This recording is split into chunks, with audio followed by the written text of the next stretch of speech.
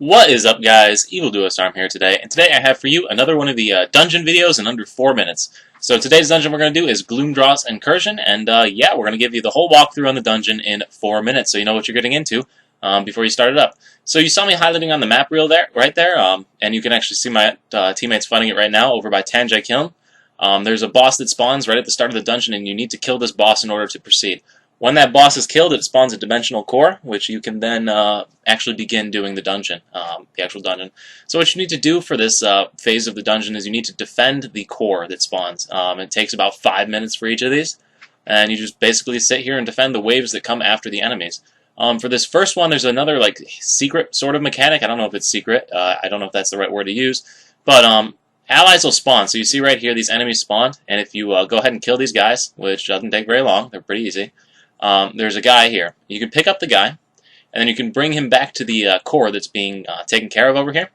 And you see the little green dots that show up that I can place this guy down, and then you get another defender to help you defend the core. It's really not incredibly necessary, but it does make it a little bit easier to go ahead and finish off this section of the dungeon.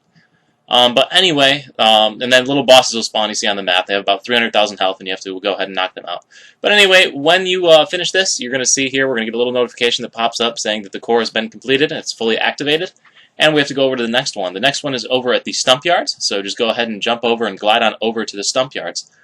So once again in the stump yards, there's going to be another boss that you have to kill, just like in Tanjai Kiln. And you just have to go ahead and knock that boss out, and you'll be starting the next part of the dungeon. So go ahead and kill the boss as soon as it spawns. It doesn't take very long to do. It's only got about 1 million health, and there's 6 of you, so it shouldn't take too long. Anyway, once this boss is down, you just rinse and repeat the same thing you just did, except there are no people to pick up. There's no little allies for you to summon. You just have to go ahead and beat all the waves that come in. But once again, it's not very hard, and then bosses will spawn to try and take the core as well. They have about 300,000 health, so just send 1 or 2 of your guys over to go ahead and kill them. Anyway, just like the other one, once again, you're going to get a notification that pops up saying the core is complete. And you can head on over to the actual boss fight against Umbra Lord Baruch. So Umbra Lord Baruch's over there in the corner of the map where the heart is. And yeah, so on this boss, there's a little bit of the mechanics that you need to know. It's not super critical if your team has pretty high AP, but we're going to get to it right here.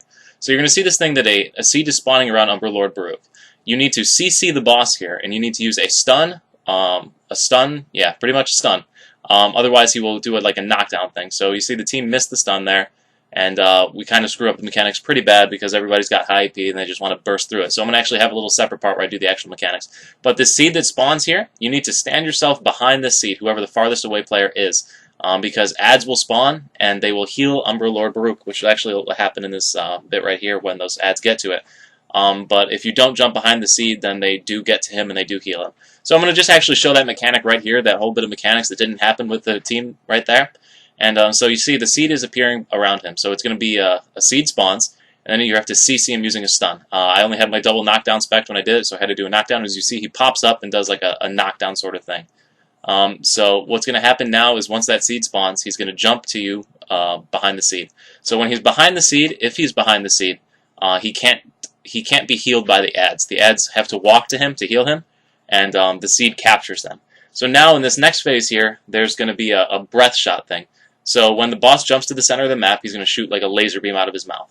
What you want to do if you're the person tanking aggro is you want to line up this breath shot with the enemies that are trapped in the seeds, which ultimately kills them, and then they can't heal him at all after that point. So it's an interesting mechanic that you have to do. Most teams have enough AP to burst right around this, as you saw in the video. My team was probably about an average of 750-ish AP, and we got through it pretty easily. But if your team's lower, you're going to have to follow those mechanics right there that you saw.